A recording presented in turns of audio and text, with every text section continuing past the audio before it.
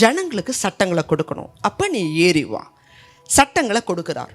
40 நாட்கள் மோசே ஆண்டவருடைய சமூகத்தில் காத்திருக்கிறார்.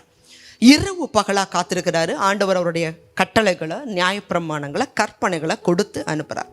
இப்போ கொடுத்துட்டு மலையிலிருந்து அவர் கீழே 40 நாட்கள் கழித்து கீழே இறங்கி வர்றாரு. கீழே மோசேவை காணும்னு சொல்லி அந்த இஸ்ரவேல் என்ன செய்கிறாங்க, தங்கள் கைகளில், கழுத்தில், காதில் இருக்கிற எல்லா தங்கத்தையும் ஆரோன்கிட்ட கொடுத்து, எங்களுக்கு ஒரு விக்கிரகம் வேணும். ஏன்னா எகிப்து தேசம் விக்கிரக தேசம். பல ஆயிரக்கணக்கான விக்கிரகங்கள் அந்த இடத்துல உண்டு. இந்த வழிபாடுகளை பார்த்தே வளர்ந்தவங்க, எங்களுக்கும் விக்கிரகம் வேணும். மோசே மலைக்கு போனாரு, என்ன ஆச்சுன்னு எங்களுக்கு தெரியாது அப்படின்னு சொல்லி பொன் கண்ணுக்குட்டியை செஞ்சு முன்னாடி ஆடி பாடி தங்களுடைய ரத்தத்தையும் சிந்தி தங்களுடைய பிள்ளைகளை நிர்வாணமாக்கி தேவனை துக்கப்படுத்திட்டு இருந்தாங்க. இந்த காரியத்தை பார்த்த உடனே மோசேவுக்கு ஆவிக்குரிய மிகுந்த கோபம் வந்து அந்த கட்டளைகளை உடைத்தார். தேவஜனமே, அந்த இடத்துல அன்று தேவனுடைய பட்சத்துல நிற்காத 3000 பேர் விழுந்தார்கள், கொல்லப்படுறாங்க.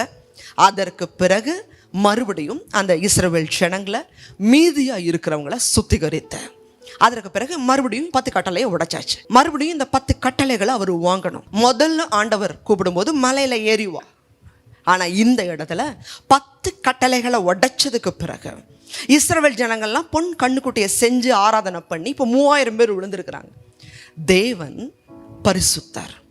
பழைய ஏற்பாட்டு காலத்தில் தேவன் எரிச்சல் உள்ள தேவன், பாவத்தை பார்க்கிறவர் அல்ல. உடனே நியாய தீர்ப்பை இறங்கும். மோசே அழிந்தரக்கூடாதுங்கிறதுக்காக விடியற்காலமே நியாயத்தை மகிய சமூகத்துக்கு வந்து நில்லு அப்படிங்கிறார். தேவஜனமே, புலம்பல் புஸ்தகம் 3ஆம் அதிகாரம் 22, 23 வாச்சோம். காலை தோறும் அவருடைய கிருபைகள் புதியவைகள்.